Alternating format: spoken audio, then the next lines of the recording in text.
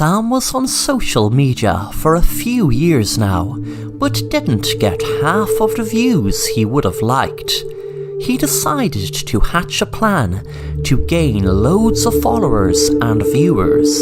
His plan consisted of him driving a taxi that he usually does, but something different for a live stream. He rigged the taxi with lots of cameras to film his customers. He had something very different planned for them. That difference was that he would have a needle in the back seat full of poison, and each customer who gets in would be killed from the poison going into their back. The needle tips were spread all over the back, so no matter where they would sit, they would get jabbed. He murdered about 10 people when his live stream went up to about 100,000 views. The local sheriff of Sam's town got tipped off after the 5th person was killed, so he was tracking the car by people giving tips of what was in the background of the live stream, giving away where it was originating from, even though Sam was constantly on the move apart from stopping for customers. The viewers helping the police eventually knew Sam seemed to be driving to his house. A while later there was a SWAT team outside Sam's house, and they knew from the live stream he was in the garage. He could see he was holding a gun up to people, and the SWAT team broke the garage door down and shouted, "Stop!" Sam jumped with fright, and one of the police officers' guns went off and shot Sam between the eyes. Then 10 of his victims came out shouting and screaming. The detective was relieved the poison in the needle didn't kill them, but must have just put them to sleep. Then things got worse than he could ever have imagined. When one of the people said, "Oh my God, why did you shoot Sam? We are all actors. This has all been a stunt. None of us were killed. Those needles were just rubber. They weren't real needles. We were just helping Sam stage a fake, crazy live stream of him killing people." The sheriff checked Sam's pulse. He was dead, and they realized he was guilty of staging a fake mass murder spree.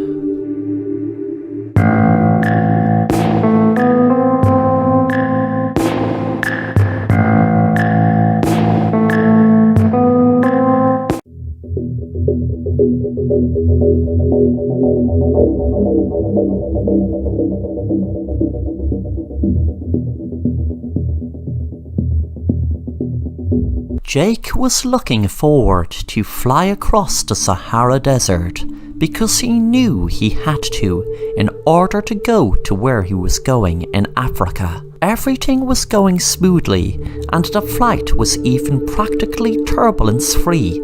He sat back and read a book, enjoying the flight. When the plane reached the Sahara Desert, he admired the view out of the window, which was beautiful. It was a dream come true for him, as he always was interested in deserts growing up. He wondered what would it be like actually down there walking around. Suddenly the plane made a certain jerk. Everyone got a start, but when the plane started flying as normal again, they relaxed again and enjoyed the flight until a few minutes later there was a huge explosion and the plane made a dive into the desert. Within what seemed like minutes, but must have been only seconds, the plane crashed into the desert. There was another big explosion, and sounds of the passengers screaming.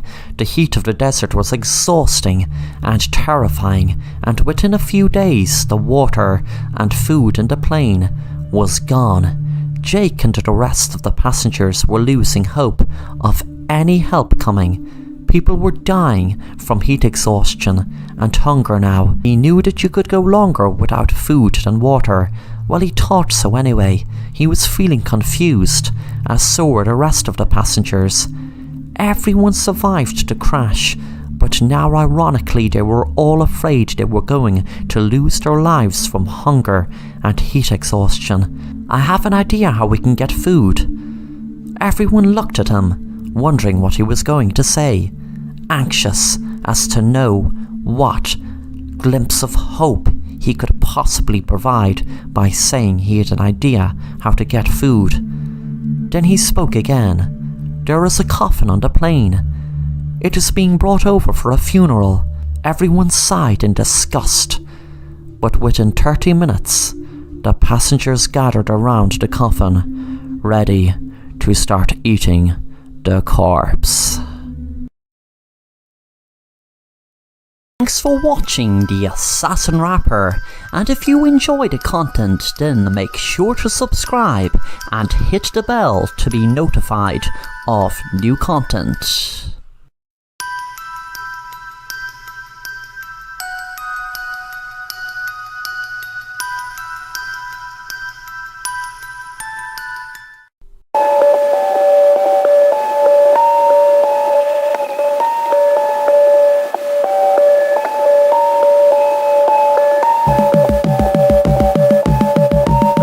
Julie and Jake were having a difficult time in their marriage. They decided to take a train journey across America.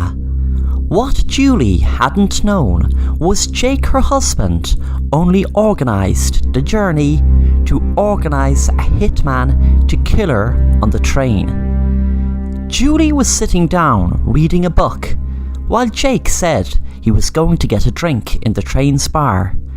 As Julie was reading, a man sat down next to her, introducing himself as Andy, and asked her for the time. Julie found it strange, knowing these days anyone should have the time when they have a phone. The man introduced himself to Julie. This was all part of Jake's plan. 15 minutes later, Jake had arrived, and as planned, he told her an old friend of hers was in the next carriage. He recognised me and was asking for her. Of course, there was no school friend. The plan was that the hitman pushed Julie out of the train door when she went to see what friend. Jake hoped she'd take the bait and smiled when she did. Julie walked towards the door. Jake would have loved to have watched it happen, but knew it would be too obvious.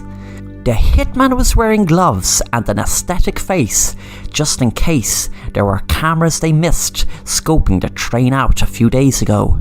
Jake had planned to walk up to the next carriage in about 15 minutes to get clarification the job was done. He was about to walk into the next carriage when the man said, "Hi sir, nice journey, isn't it?" Jake smiled, knowing those were the exact words he was meant to say. Jake replied, "Is the job done?" The man said, "Well, I got to chat a lot with your wife.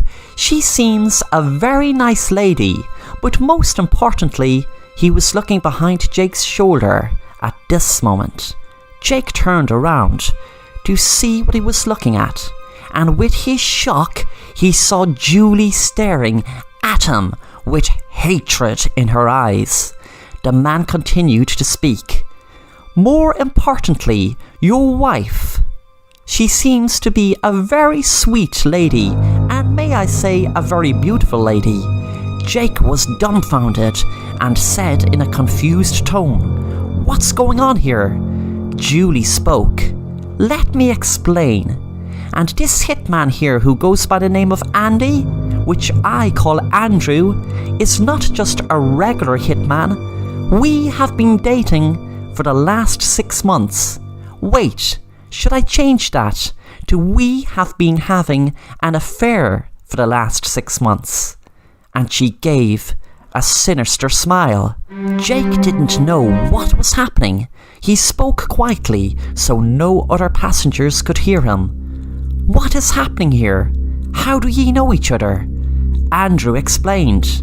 "When you first made contact with me, did you not realize it was me who first made contact with you?"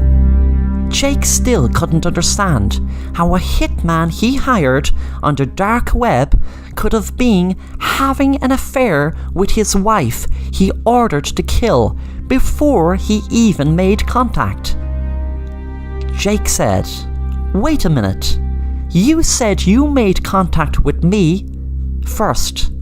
Suddenly Andrew said, well, we told a tiny lie, but it's not about me making contact first. With that, Andrew pulled off his prosthetic mask, revealing the face of their marriage counsellor they had for the last 6 months. It was Andrew and Julie were having an affair, and because of Julie not trusting her husband, she checked his phone one time when he left it on the bed for 5 minutes while he shaved. Just as he left, she picked it up in order to not have to put in any code that she knew she wouldn't be able to guess. He'd just been on it, so she didn't have to put in any access code. She went through it and came across a text that said all the information and money needs to be transferred to this email address. I will have the job done once the money is sent through Bitcoin to this account. Julie had no idea what it was, but sent an email saying, I will send the money, but I need to know exactly what you're going to do. I need to know exactly every detail of what I'm paying for. Julie changed the real email, so no matter what email Jake sent would not get sent and would not be received by the hitman.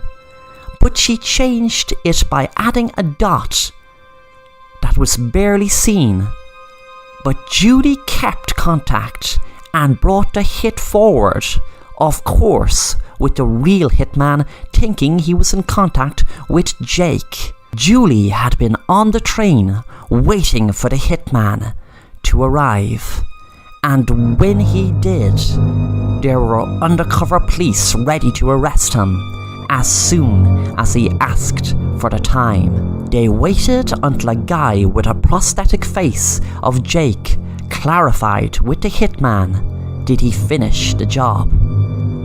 Then the undercover police moved in. The real Jake was shocked to learn that the hitman was arrested a week ago, and he was going to be arrested now. Julie looked at him and said, "You son of a bitch."